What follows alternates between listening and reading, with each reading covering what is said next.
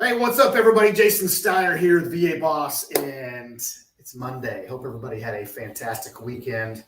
Got a great story to tell today that hopefully will resonate with a lot of people. With a veteran that we saved over this last week, closed him on Friday.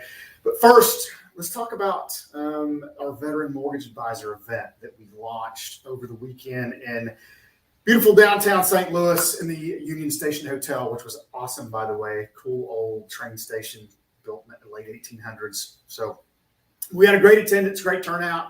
Had about 80 or so that showed up to come and learn and, about how to serve the veteran community with the VA benefit. And it was fantastic. We had some great speakers, some great panels. And so I want to thank everybody who took time away from their families to come spend with us. But if you're a loan officer out there and you want to take your VA business to the next level, learn how to serve the veteran community, the active military community through the VA benefit at a really high level with some really phenomenal people and some fantastic loan officers across the country, let me know. We'll get you hooked up in the VMA and the classes. It's all online, But then we've got a private Facebook group that we have for everybody that completes the classes with all of the coursework material, access to all of us at the Veteran Lending Council to help you through that. And we're also going to start some kick off, maybe some private coaching with some of that too here pretty soon. But so some good things to come there. So that was great. But this week is special. Veterans Day is this week. So I'm going to share some videos with you throughout the week, some veterans in my life that mean a lot to me. So stay tuned for that. It's going to be fun. Just talking about their stories and what they mean to me. It's very personal, but I want you guys to see it, so I want to share it with you.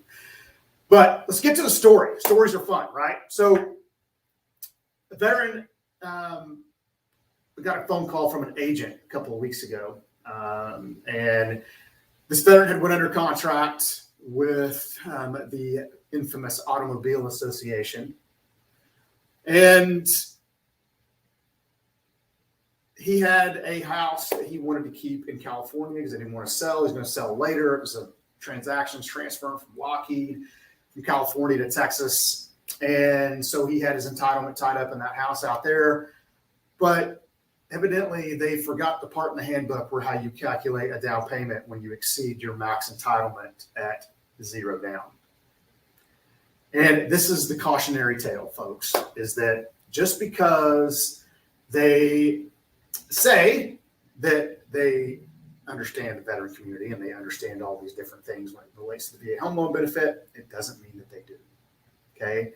The company might put it out there as marketing, but that individual loan officer doesn't know shit. Okay, so he called me. We started walking through it, and honestly, it kind of tripped me up a little bit because to me, it's so simple, right? And I'm like, am I missing something? That's what I kept saying to myself. But I didn't, right? We calculated his entitlement. I called him back, and I'm like, look, man, you don't have to put $60-something thousand down. All you have to do is put the difference between the sales price and your max at zero down and 25% of the difference. That's it. So we were kind of scrambling a little bit because now we had the truth. He had the money. He had the closing costs, all these different things. But they sent a termination on the contract. So we're kind of circling back and putting new contracts and talking to listing agents. And obviously he's skeptical because he was like, and so I had to explain it to him, which was great. He was awesome, by the way. He understood it. And were willing to give us some time to do it. Now, we wanted to make sure we got it done quick because the seller had things to do with their money and move on to the next chapter of their life. And so the appraisal was done. So we sprung into action, Laura and myself and the agent and our processors and everybody on our team, underwriter. So basically, we started the loan on a Monday, and we were ready to close that following Monday. Obviously, we couldn't do that legally because of the rules that are in place, but we were ready to go and close the following Friday. So we had that loan done start to finish outside of the appraisals. It's already done in 6 days. And, do I like to do things like that? No. Does it put pressure on a system? Absolutely. But here's the thing, is that not all loan officers, not all companies, they're not all built the same when it comes to this. Okay, you've got to ask questions as a consumer. You've got to have your messaging down as an agent. Now, to the agent's credit, she did try to get him away from them in the inception to come to me. And, obviously hindsight being 2020, she was right in her assumptions. But the messaging from the agents, right? The scripting, all those things have to be on point. And I know you're not going to win all of them, but in this particular instance, at least he listened. The end result was what everybody wanted. He got the house, seller got their money, everybody moves on. But it doesn't have to be that way sometimes, right? We can go fast. Okay, we're averaging about 5.5 days from the time that loan is processing until it gets to closing. 5.5 days. We can run at lightning speed here, folks. But I don't want to do things like that, but just know that they're out there if we need to help you along. If you get yourself in a pinch, we can certainly do that.